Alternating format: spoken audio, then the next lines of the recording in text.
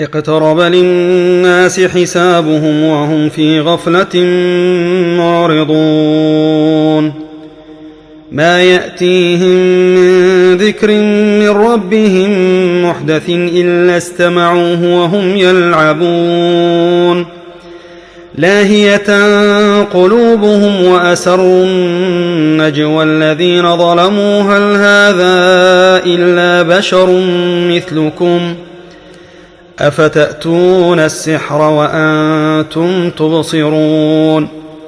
قال ربي يعلم القول في السماء والأرض وهو السميع العليم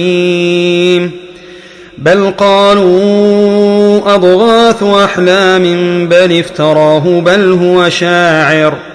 فليأتنا بآية كما أرسل الأولون